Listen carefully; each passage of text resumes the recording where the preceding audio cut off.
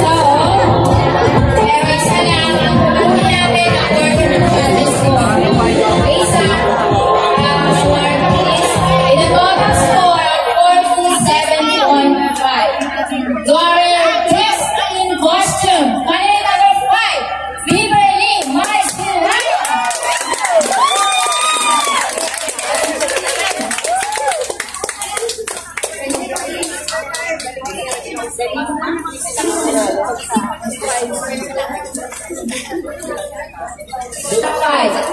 Pero maglalaban na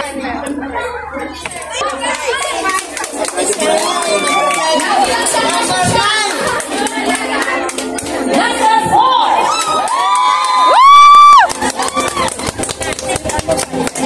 Number 3. Number 11. Dalawa pa. Number 11.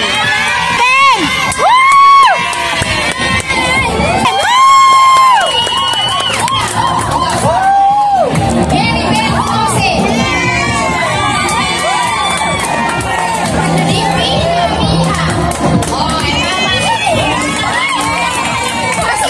Ito pa ito tayo. Una. Pipili ka, ikaw muna.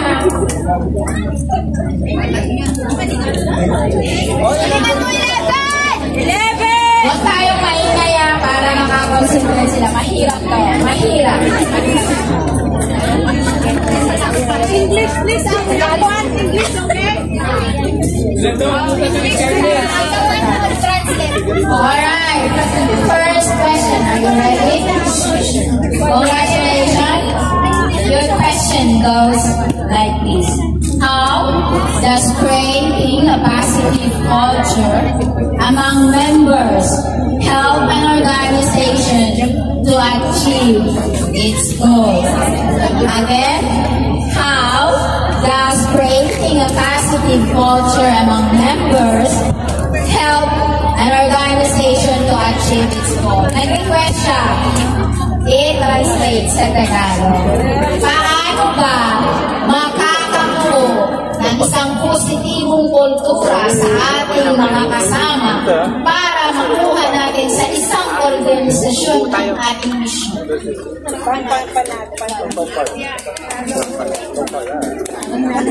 Para sa atin, para makabuo ng isang organisasyon. Positive. Kailangan natin mag-usap-usap, mga kultura natin, mga paniniwala natin, kasi hindi naman tayo pare-parehas. Yung mga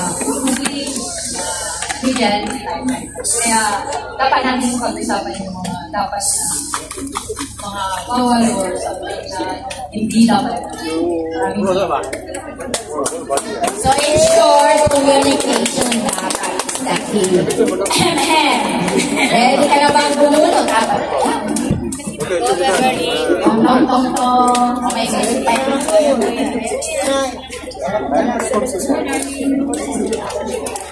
Guys, nasa question and answer na yung mga ano natin contest. ano ang iyong kaibahan sa mga kalahok ngayon sa iyong pagiging tubong Pilipino? Ulitin ko, ano ang iyong kaibahan sa ibang mga kalahok ngayon sa pagiging tubong Pilipino?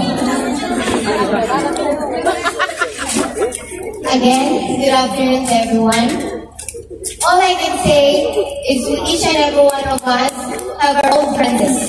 All we do is unfair on our dreams, disagreements, and come to each and every decision we make in life.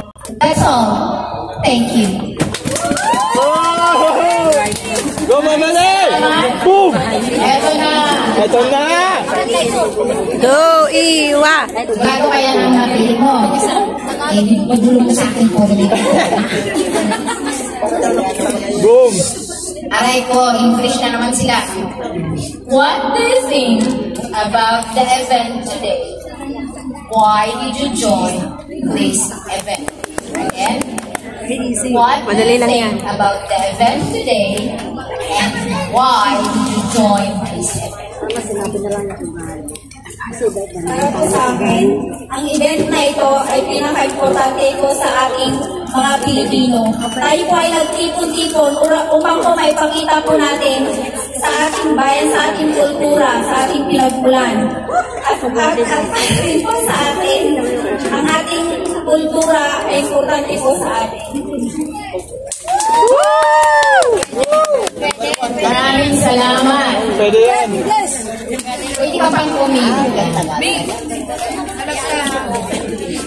Kuhanin mo, ano? English. Ito, tuto kasi kanina po. Uwi na daw ako kasi pagkahaba-haba. Kung ikaw ay palarin na manalo bilang Miss Tugong Pilipino SG, ano ang iyong ma-implement na pag-uugali na dapat tularan ng mga OFW dito sa Singapore? Again, Bakit nasa na yung isa dyan kanina? Wala na. palarin na manalo bilang Miss Tugong Pilipino Singapore, ano ang iyong ma-implement ng pag-uugali na dapat tularan ng mga OFW dito sa Singapore? Kung ako po ang palarin, para maging kauna-unahang Miss Tugong Pilipino Singapore 2025, ay akin po itong ikakagala. Dahil po, naniniwala po ako na the best thing that you can give to others is yourself. So magkakaroon po ako ng pagkakataon para makapabahagi, makapaglingkod at maghigaya sa aking kapwa-Pilipino. Mag-suporta po sa bawat isa.